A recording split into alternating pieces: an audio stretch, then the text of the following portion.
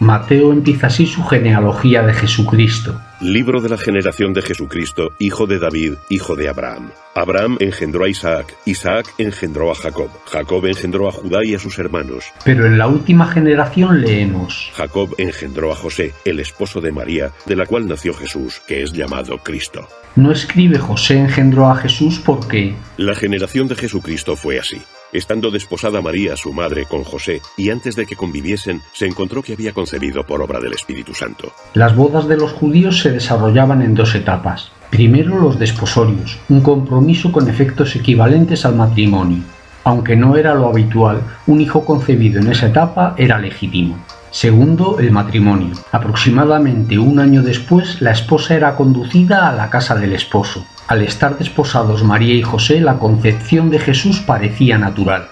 Lucas escribe que el ángel Gabriel se apareció A una virgen desposada con un varón llamado José, de la casa de David, y el nombre de la virgen era María. El ángel la saludó. Alégrate llena de gracia, el Señor es contigo. Como ella se preguntaba por el significado de ese saludo, Gabriel le anunció que iba a ser madre de Jesús, el Hijo del Altísimo. Lucas recuerda que María era virgen, no de forma circunstancial, solo hasta el matrimonio, sino permanente, por libre decisión tomada ante Dios. Por eso, María dijo al ángel, ¿de qué modo se hará esto? Pues no conozco varón. cuando José se enamoró de María y pidió su mano, ella misma le explicó su propósito de permanecer virgen. Y él, incapaz de imaginar su vida sin María, aceptó no hacer uso del matrimonio. Sería el hombre más feliz del mundo cuidando y amando virginalmente a María. Ambos permanecerían vírgenes. Pero Dios iba más lejos. Quería a María virgen porque la había elegido como madre. Cuando ella lo supo, quizás se lo comunicó a José, o quizá esperó que Dios mismo lo hiciera cuando, tras visitar a su prima Isabel, su maternidad resultaba evidente. En cualquier caso, José, su esposo, como era justo y no quería difamarla, decidió dejarla ocultamente. nunca dudó de su santidad y fidelidad, pues conocía las palabras de Isaías. He aquí que la Virgen concebirá y dará a luz un hijo, y le pondrán por nombre Emmanuel, que significa Dios con nosotros. Estaba ante un hecho extraordinario, y como no podía apropiarse de un hijo que no era suyo, y tampoco quería estorbar los planes de Dios, decidió retirarse y repudiar a María en privado.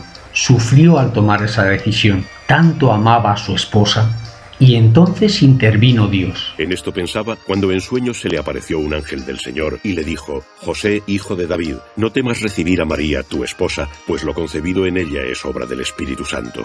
Dará a luz un hijo y le pondrás por nombre Jesús, porque él salvará a su pueblo de sus pecados. El ángel le recuerda que es hijo de David, porque será él quien transmita legalmente ese título a Jesús, aunque María también era descendiente de David. Todos lo considerarán padre natural del niño, al que pondrá por nombre Jesús cuando lo circunciden al 8º día. José nunca dudó sobre María, sino sobre qué debía hacer él. Qué felicidad continuar con ella. Mandar en una familia formada por el Hijo de Dios y por su madre, la Madre de Dios, no iba a ser fácil, ni tampoco educar a Jesús y enseñarle un oficio, pero feliz. Habiendo despertado José del sueño, hizo lo que el ángel del Señor le había ordenado y recibió a su esposa. Vivió feliz junto a esos dos grandes tesoros, aunque no faltaron las dificultades: Herodes, Egipto, el niño perdido con 12 años, y murió también feliz, la muerte más dulce, acompañado por Jesús y María, sin quejarse por no ver en vida los frutos de la redención que empezaba a realizarse.